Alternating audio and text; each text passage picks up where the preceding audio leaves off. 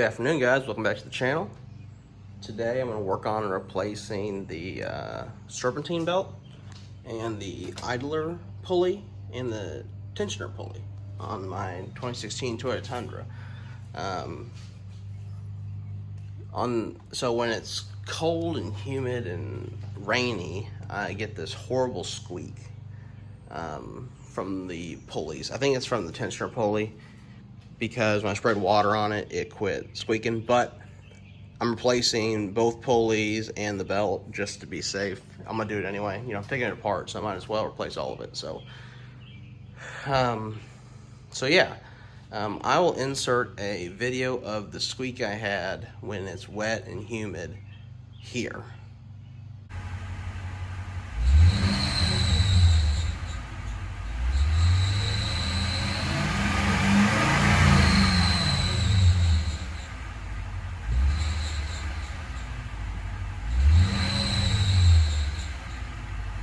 Alright guys, as you heard in the video, it was pretty bad. And it's kind of embarrassing when you're driving a newer truck. And it's a nice truck, it's a Platinum, and it's squeaking like that. So that's why I'm replacing those parts. So on Amazon I bought these parts based on my research. I learned that Dayco actually makes the Toyota. This is the Dayco belt, and you can see it right here. They actually make the OEM stuff for Toyota, so they make the belt, which Dayco idler pulley, and then the Dayco tensioner pulley. So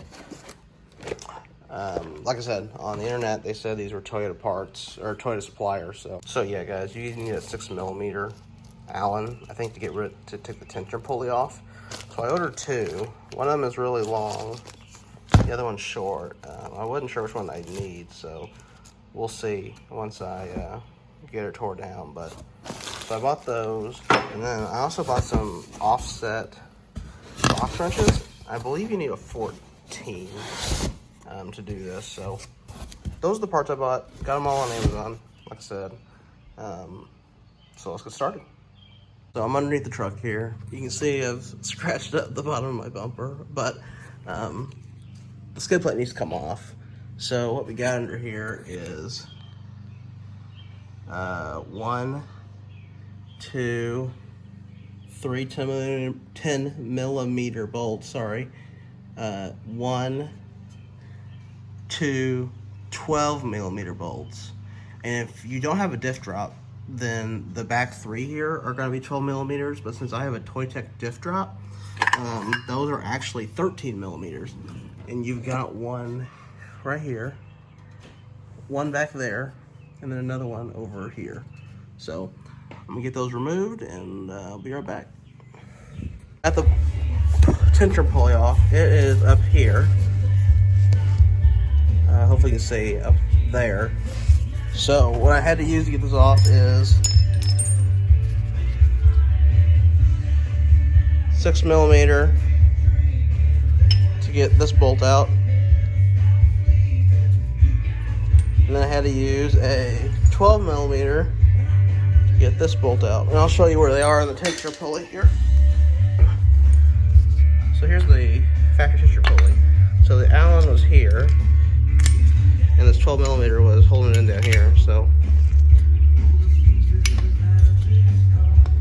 let's go compare this to the new one. Let's see how they look. This is pretty rusty over here already. I don't know if you can tell in the video. Let's go look. Alright guys, so I forgot to mention, to get this off you need like an offset 14mm wrench. But so here's the old one to the new one.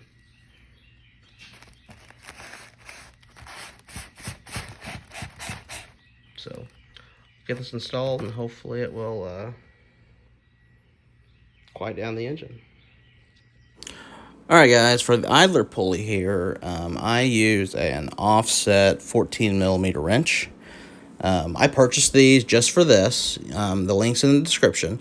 I have a bunch of ratcheting wrenches and regular box end wrenches, and I tried those on this idler pulley, and they kept hitting hoses and stuff, so I couldn't get a good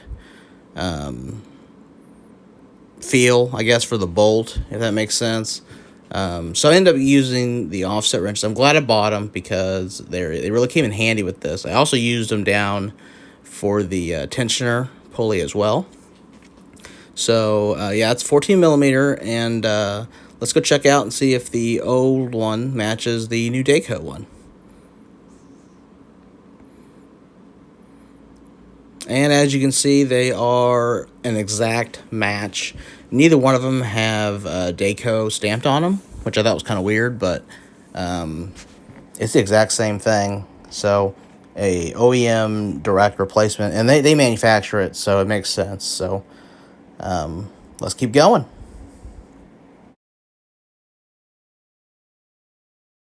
All right, guys, just to verify, this is the OEM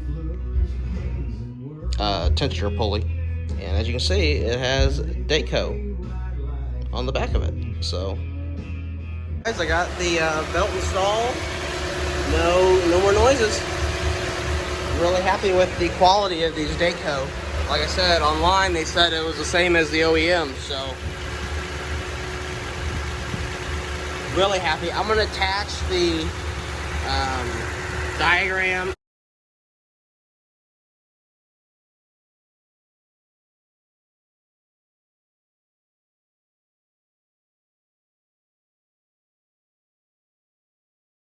in this video, a picture of it. That way everybody will be able to reference it. But this was pretty easy. It took me maybe an hour, and it's pretty tight underneath. I did most of the work underneath. It's pretty tight under there. You really need a short socket. All I had were deep sockets, but I ended up finding this smaller socket from a socket wrench. It's a 9/16, and it worked for the 14 millimeter bolts. So yeah, guys, got it all buttoned back together. No noises. Super impressed with the quality. I hope this gives insight to some people who are having the squeaking issue. Don't be afraid to tackle it yourself. You know, I've never done one of these before.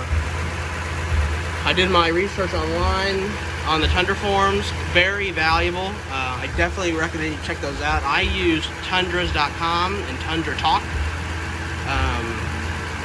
But yeah, they had step-by-step guides on there. I kind of reviewed those before I did this, but no problems whatsoever. And as you can hear, it's quiet. No more squeaking, which is what I wanted. And I want to show you the OEM belt. The OEM belt wasn't even that bad, so that's why I'm leading to think it's it was the idler pulley or the tensioner pulley, because I mean the belt looked fine. There's no cracking or anything in the belt, so I just think the idler pulley or the tensioner pulley, these two parts here, one of these were bad.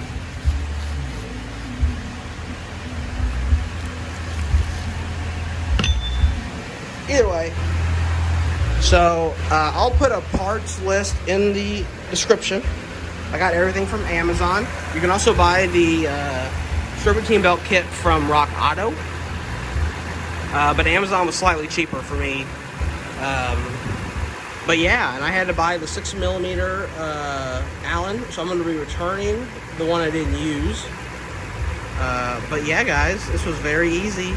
Don't be afraid to do this. I don't know what the dealerships charge, but like I said, 1 to 2 hours on the floor in my garage, and I got it squared away. So